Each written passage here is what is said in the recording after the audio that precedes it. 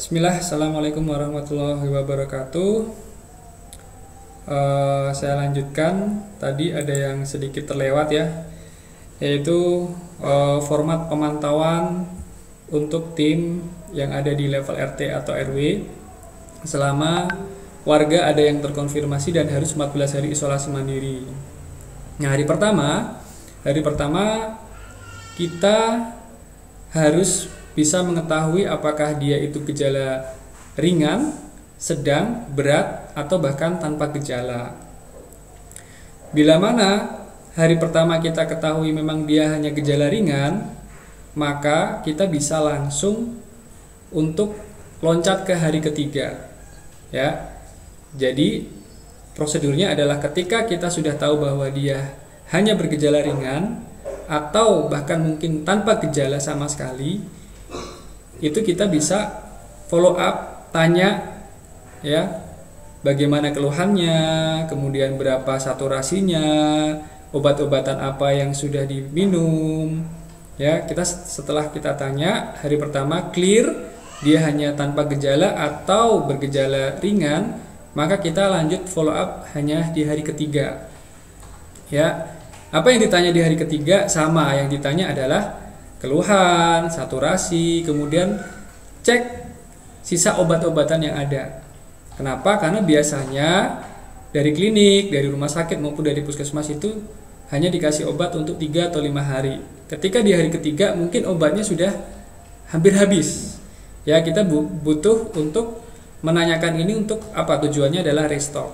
Ya, nanti kita bisa bantu beli atau bantu ambilkan dari puskesmas. Itu. Nah, namun ketika hari pertama kita tahu bahwa dia kondisinya adalah sedang, ya, maka lanjutkan pemantauan setiap hari sampai kondisinya stabil.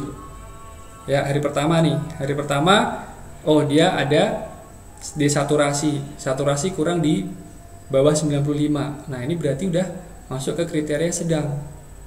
Ya, hari kedua tanyain juga, hari ketiga tanya juga, hari keempat tanya juga sampai kondisinya stabil. Indikatornya apa? Indikatornya adalah saturasinya bagus.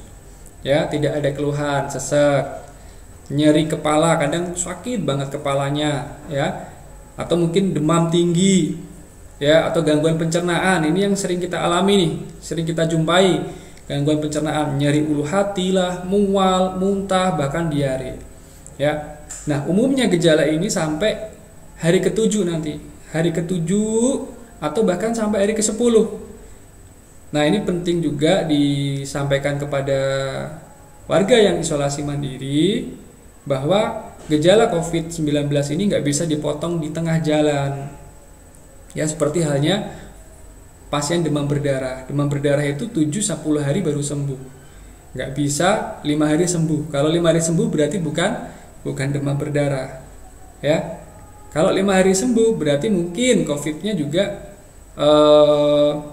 dipertanyakan apakah COVID atau flu biasa, gitu. Kecuali yang memang dari awal tanpa gejala, ya, tanpa gejala. Gejala ringan pun nanti di hari ketiga biasanya manifest tuh, mulai muncul mual, mulai panas tinggi dan lain sebagainya. Karena ini adalah proses dari perjalanan penyakit COVID itu sendiri, gitu. Nah, sampai hari ke-7 kita tanya juga keluhan, saturasi oksigen dan lain sebagainya. Kalau sudah tidak ada keluhan sama sekali, ya sudah, kita nanti tinggal di hari ke-14 atau hari ke-13 kita tanyakan, Pak, gimana keluhannya, udah sehat atau belum?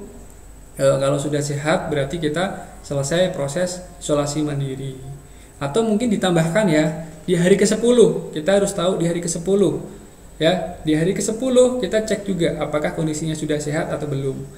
Ya, kenapa ke hari ke-10 harus ditanya? Ini nanti ditambahin di slide-nya. Kenapa hari ke-10 harus ditambah? Karena tadi indikatornya adalah setelah 10 hari dia bebas gejala, ditambah 3 hari bebas gejala. Nah, itu dinyatakan selesai dari proses isolasi mandiri. Nah, ini ya format pemantauannya tidak sulit, ini mudah, simple, bisa dilakukan siapa saja karena cukup ditanya keluhannya apa. Kemudian dicocokkan dengan apakah ini termasuk gejala berat, gejala ringan, gejala sedang, atau tanpa gejala. Kemudian obat-obatan nanti diskusikan, disesikan ke seksi kesehatan. Baik, mungkin ini ya tadi terlewati format pemantauan untuk pasien COVID yang isolasi mandiri. Ini kita buat semudah-mudahnya, sesimpel-simpelnya agar tidak memberatkan. Ya, kalau memang ada tensimeter atau apapun itu alat untuk mengukur tekanan darah, ya, yang manual atau yang otomatis itu juga boleh dipakai. Oh iya, satu lagi ditanyakan apakah ada riwayat komorbid. Ini penting banget. Komorbid diabetes, jantung, darah tinggi, ya, atau penyakit-penyakit kronis yang diderita, autoimun. Nah, ini penting juga ditanyakan di hari pertama. Baik, mungkin ini ya yang bisa ditambahkan tadi. Terima kasih. Assalamualaikum warahmatullahi wabarakatuh.